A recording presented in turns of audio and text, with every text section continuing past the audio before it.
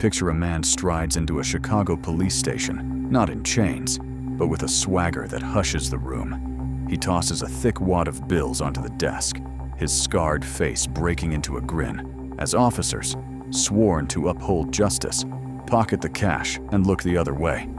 This isn't a criminal begging for mercy. This is Al Capone, a gangster who didn't just evade the law, he owned it. In the roaring 1920s, he turned Chicago into his personal kingdom, ruling with a cocktail of charm, bribes, and bone-chilling fear. His enemies vanished, his allies bowed, and an entire city bent to his will. This is the story of a man who didn't just break the rules, he rewrote them in his own image. In the gritty tenements of Brooklyn on January 17, 1899, Alphonse Gabriel Capone was born to Italian immigrants scraping by in a new world. His father, Gabriele, clipped hair in a barbershop. His mother, Teresina, stitched clothes to keep food on the table. But young Al saw beyond their modest life, his eyes fixed on the bustling streets where power wasn't earned. It was seized. "The world's mine if I take it," he'd later growl, his voice thick with the certainty of a man who'd already claimed his share. As a boy, he was restless, quick with his fists and quicker with his wits. School bored him. The classroom felt like a cage. By 14, he'd traded textbooks for the lessons of the streets, running errands for the 5 Points gang, a crew of toughs who ruled Brooklyn's underbelly. The gang was his first taste of power. He wasn't just another kid, a member recalled. He had a hunger that made you step back. Al learned fast how to dodge a cop's gaze, how to turn a threat into a promise. At 18, he landed a job at the Harvard Inn, a dive bar owned by mobster Frankie Yale. Bouncing drunks and collecting debts, he honed his edge. But one night, a careless taunt to a patron's sister cost him dearly. A blade slashed across his face, leaving 3 jagged scars that would mark him forever.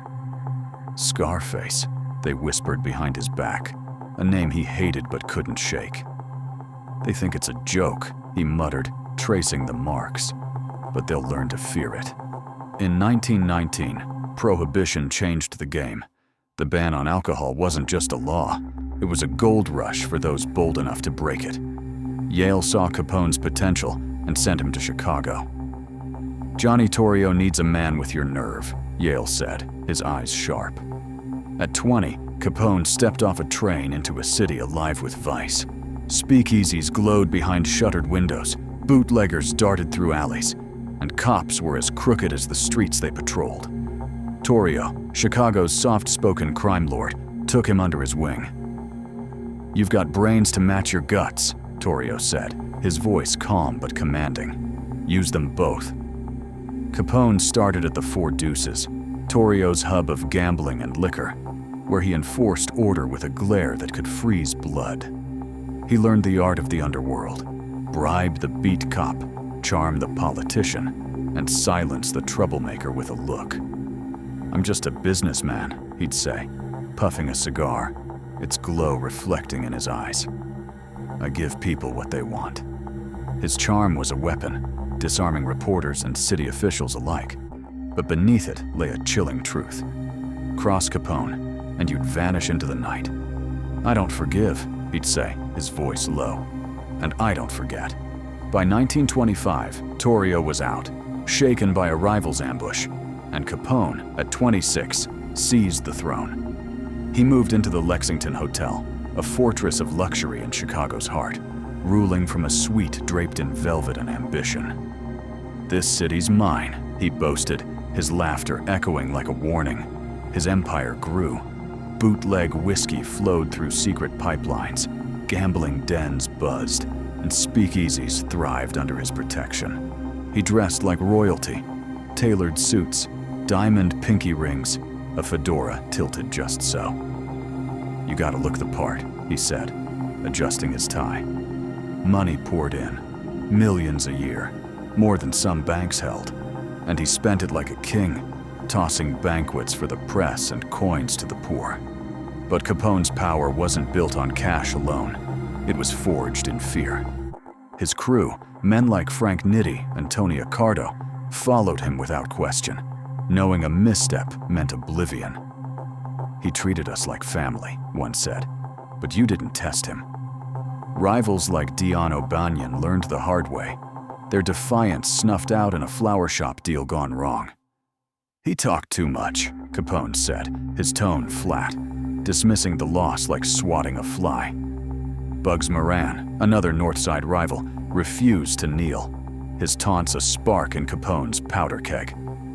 "They'll learn who runs this town," he growled, his eyes narrowing. Capone owned more than the streets. He owned the law.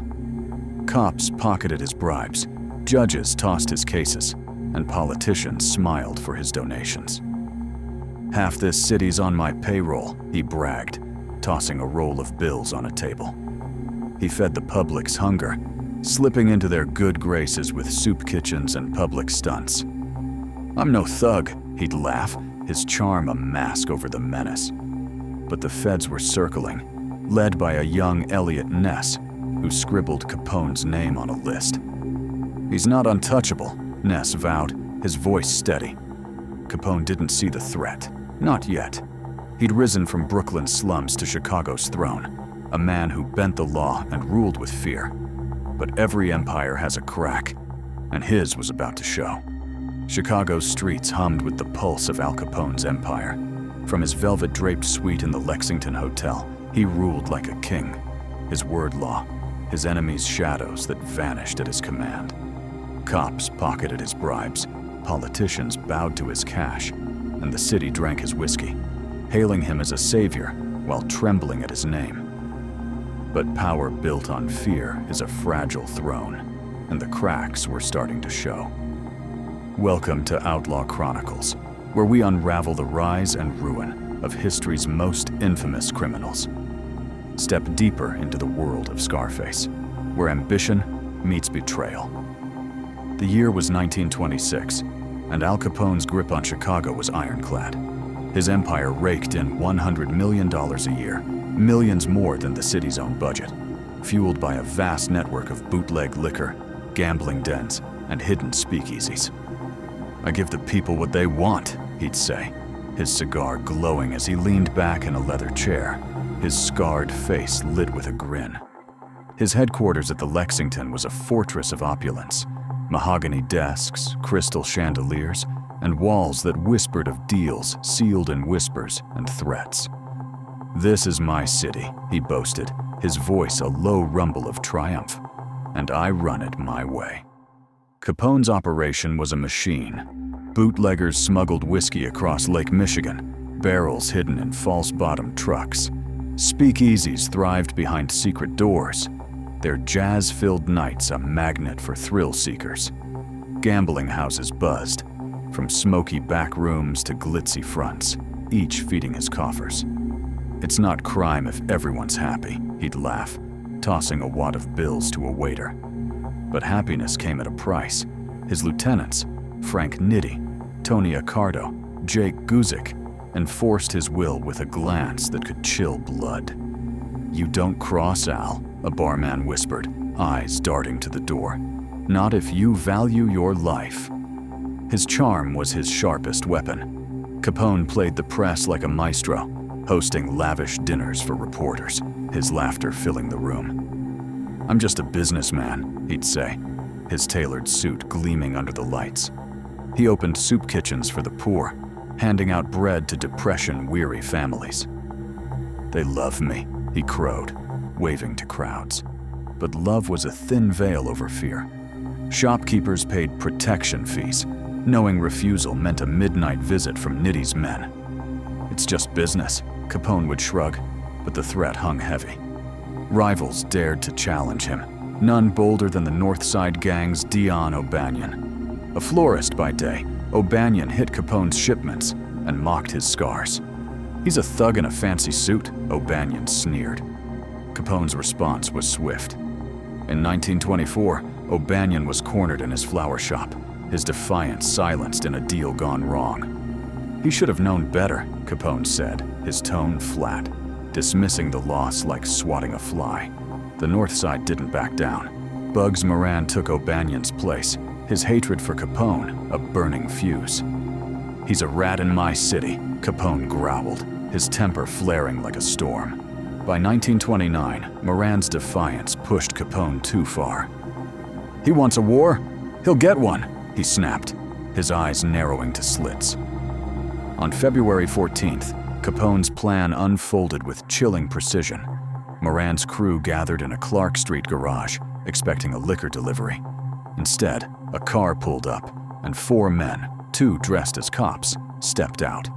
They lined 7 gangsters against a brick wall, and in a deafening roar, ended their lives in a hail of bullets. The St. Valentine's Day Massacre shocked Chicago to its core. Blood pooled on the garage floor, a stark message to anyone who dare cross Scarface.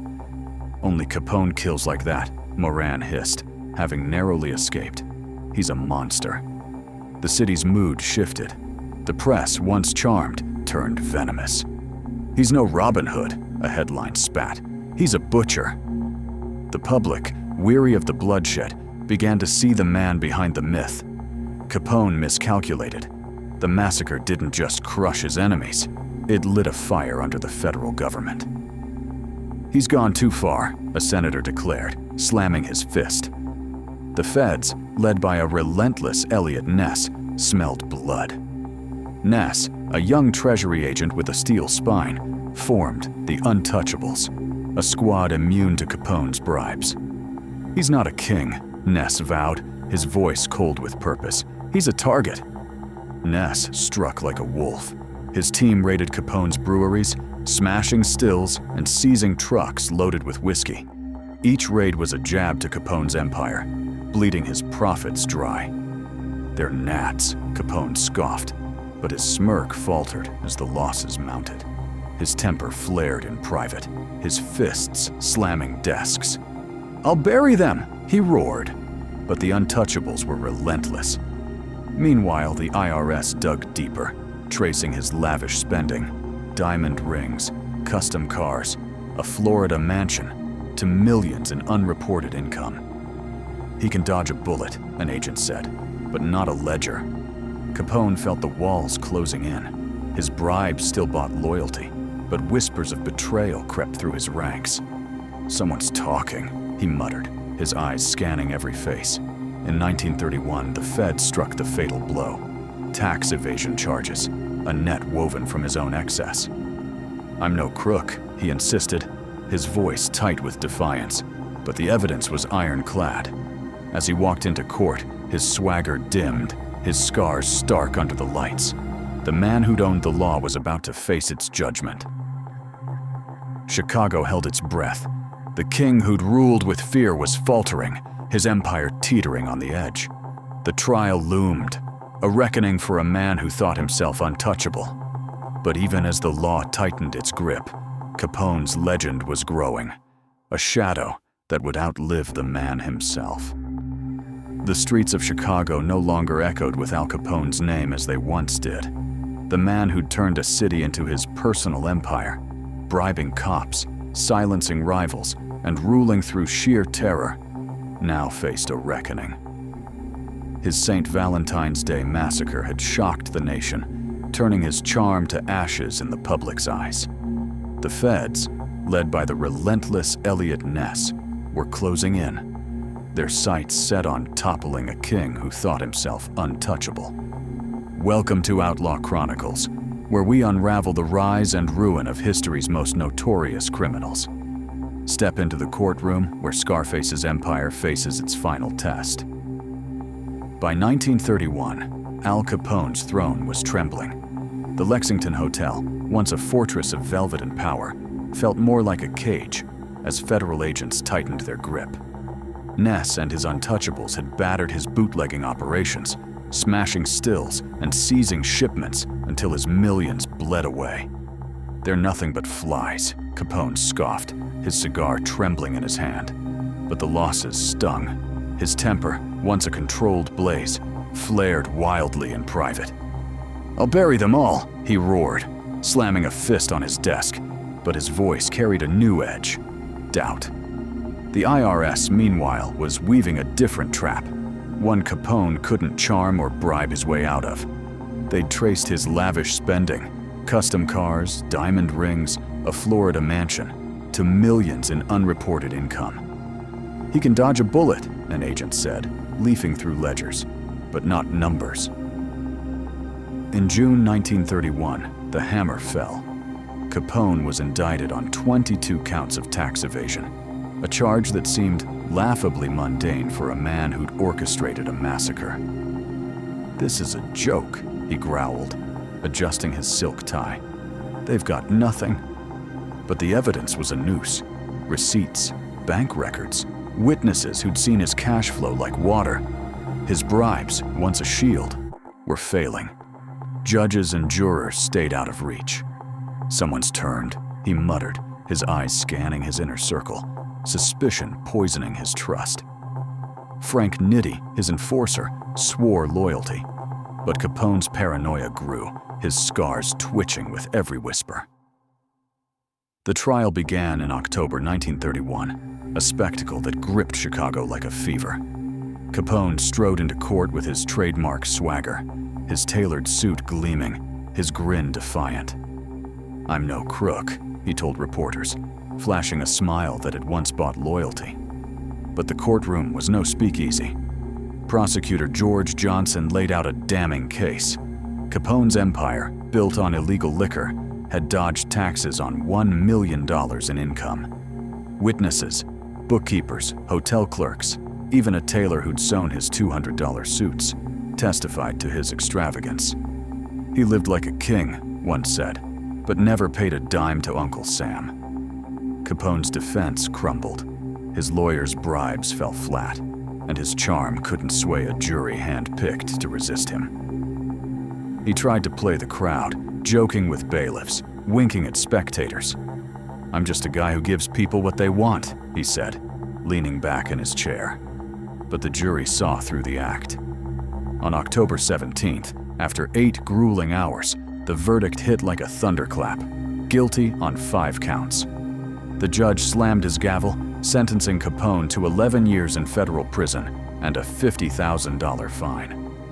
"You can't cage me," Capone shouted, his voice cracking, his fists clenched as marshals led him away. The king who'd owned the law was now its prisoner, and Chicago exhaled a shaky breath of relief. The headlines screamed triumph. "Capone falls." The public, once torn between awe and fear, turned against him. "He's no hero," a shopkeeper spat, "just a bully who got caught." His crew scrambled to hold the empire together, with Nitti taking the reins, but the magic was gone. Capone's name, once a spell, was now a warning. In May 1932, he was shipped to Atlanta Federal Penitentiary, a gray fortress far from his Chicago kingdom. He walked in with a smirk, expecting to rule the yard as he'd ruled the streets. "You're nobody here," a guard snapped, tossing him a coarse uniform. His bribes fell on deaf ears, his charm met stone walls. "They're different here," he muttered, his confidence fraying. Atlanta was only the beginning. In 1934, the Fed sent him to Alcatraz, the infamous Rock in San Francisco Bay, a prison designed to break men like him. The isolation was crushing. No newspapers, no visitors, just the relentless crash of waves against stone. "I can't think straight here," he confessed to a cellmate, his voice low. His health, already fragile from untreated syphilis contracted in his youth, began to betray him. Tremors shook his hands, his memory flickered, and his once sharp mind dulled. "I'm still the boss," he'd insist, but his eyes told a different story. Haunted, lost, a king without a crown. Capone tried to hold on, swapping stories with inmates, offering smuggled cigars for loyalty. But Alcatraz was no Lexington hotel. Guards watched his every move, and fellow prisoners mocked the man who'd once made a city tremble. "He's just a loudmouth now," one sneered. His mind unraveled as syphilis gnawed deeper, turning his thoughts to chaos. He'd pace his cell, muttering about old deals, old enemies, his voice a shadow of its former power. "They can't take what I built," he'd whisper, but the walls didn't answer. By 1938, his condition was dire. Slurred speech, shaking limbs, a mind slipping into fog. The feds, seeing a broken man, transferred him to a lighter facility. In November 1939, they released him, not out of mercy, but because he was no longer a threat. He shuffled back to his Florida estate, a ghost of the titan who'd ruled Chicago. His wife, May, watched over him, her eyes heavy with grief. "He's not the same," she said, her voice barely above a whisper. Capone, once feared by millions, was now a prisoner of his own failing body, his empire a fading memory. Chicago moved on, but the scars remained. The law he'd owned had struck back, and the fear he'd wielded turned to ash. Yet, even as his body weakened, his legend grew, a dark tale whispered in the city's alleys and beyond. Al Capone's name once sent shivers through Chicago's streets, a whisper that could silence a room or empty a speakeasy. He'd owned the law, bribed a city into submission, and ruled with a fear so potent it felt like a living thing. But now, in the twilight of his life, the king who'd bent Chicago to his will was a shadow, his mind unraveling, his empire dust. The feds had caged him, his body betrayed him, and yet his legend refused to die. Welcome to Outlaw Chronicles, where we unravel the rise and ruin of history's most notorious criminals. Step into the final chapter of Scarface's story, where the man meets his end, but his ghost lingers on. By November 1939, Al Capone was a free man, but freedom was a hollow prize. Released from prison after serving 7 years of his 11-year sentence, he returned to his Palm Island estate in Florida, a shell of the titan who'd once ruled Chicago. Syphilis, contracted in his reckless youth, had ravaged his body and mind. His hands trembled, his speech slurred, and his once sharp eyes wandered, chasing ghosts of deals and enemies long gone. "I'm still the boss," he'd mutter, pacing his mansion's marble halls, but the words lacked their old fire. His wife, May, watched over him with quiet devotion, her eyes heavy with grief. "He's not the man I married," she whispered to a friend, her voice breaking. "But I'll never leave him." Capone's days were a fog of confusion. He'd ramble about old Chicago, reliving moments of glory. Bribes slipped to cops, speakeasies buzzing with jazz, the fear he'd wielded like a blade. "They can't take what I built," he'd say, his voice a faint echo of its former menace. But his empire was gone. Frank Nitti, his successor, kept the Chicago outfit alive, but it was a shadow of Capone's reign. The city had moved on, its streets cleaner, its cops less pliable. The soup kitchens Capone once funded to win hearts stood empty, and the press, once charmed by his grin, now printed his name with pity or scorn. "He's a relic," a reporter wrote, "a king dethroned by his own excess." His health crumbled further. By 1945, doctors diagnosed neurosyphilis, the disease's final assault on his brain. He suffered seizures, his memory fractured into disjointed pieces. One day, he'd think he was back in the Lexington Hotel, barking orders to invisible lieutenants. The next, he'd sit silently, staring at the ocean, his eyes vacant. "He's trapped in his own head," a nurse said, adjusting his pillow. May shielded him from the world, barring visitors who sought to gawk at the fallen king. "He deserves peace," she insisted, though peace was a stranger to Capone's life. On January 25, 1947, a stroke ended it all. At 48, Capone died in his Florida home, surrounded by family but far from the Chicago he'd owned. His funeral was quiet, a stark contrast to the chaos he'd sown. Buried at Mount Carmel Cemetery in Chicago, his grave became a pilgrimage site. Fans left cigars, coins, even notes scrawled with admiration. "You were the greatest," one read, tucked under a stone. His son, Albert, fled the name, changing it to escape the weight of Scarface. "I just want to live my life," he said, his voice weary. May retreated into silence, guarding her husband's memory with fierce loyalty. "He was good to me," she said, her eyes distant. "Always."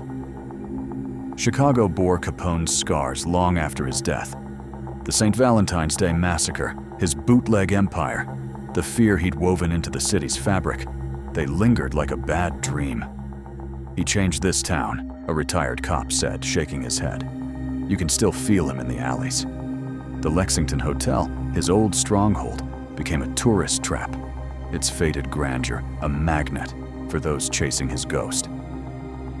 "He's here," a guide would say, half smiling, as visitors snapped photos of empty rooms, hoping to catch a whisper of his presence. Capone's legacy wasn't just in Chicago, it reshaped the nation. His brazen reign forced the law to evolve. Eliot Ness's untouchables became legends, their raids a blueprint for modern task forces. "He made us better," an FBI agent admitted, flipping through Capone's file, now a relic in a dusty archive. Wiretaps, forensic accounting, federal coordination, all bore his mark. "We had to learn to catch a man like him," the agent said, "and we did. But the cost was steep. Lives lost, trust eroded, a city forever marked by a man who'd ruled it with fear." Hollywood seized his story, spinning it into myth. Films like The Untouchables and Scarface cast him as a larger-than-life villain, his fedora and cigar iconic symbols of rebellion and ruin. "He's the gangster everyone knows," a director said, counting box office receipts. Books piled up, each claiming to unravel the man behind the scars. Was he a product of Prohibition's madness, a sociopath in a silk suit, or a businessman who played a crooked game? "He was all of it," a historian wrote, "a mirror of our worst impulses." His name became a shorthand for power unchecked. Politicians invoked it to warn of corruption, rappers dropped it in lyrics, a nod to defiance. "Capone's still the king," a Chicago kid said, spray painting his name on a wall. His grave drew crowds, curious, reverent, morbid. "He's a legend," a visitor said, tossing a coin on the stone. "Good or bad, he's ours." Yet the truth cut deeper. Capone was a man who'd burned bright and fast, his ambition a flame that consumed him and those around him. The scars he left weren't just physical, they were psychological. Families of his victims, like those lost in the St. Valentine's Day massacre, carried the pain for generations. "He took everything," a survivor's son said, voice tight with old anger. The city he'd owned rebuilt itself, but the memory of his reign lingered, a cautionary tale of what happens when one man holds too much power. "He showed us how thin the line is," a writer mused, "between order and chaos." Capone's ghost still haunts Chicago's streets, a whisper in the wind that rattles speakeasy doors. His life was a storm, wild, destructive, unforgettable. He owned the law, ruled with fear, and paid the price, but his shadow refuses to fade. The question lingers: what makes a man a legend, and what makes him a monster? In Capone's story, the answer is both.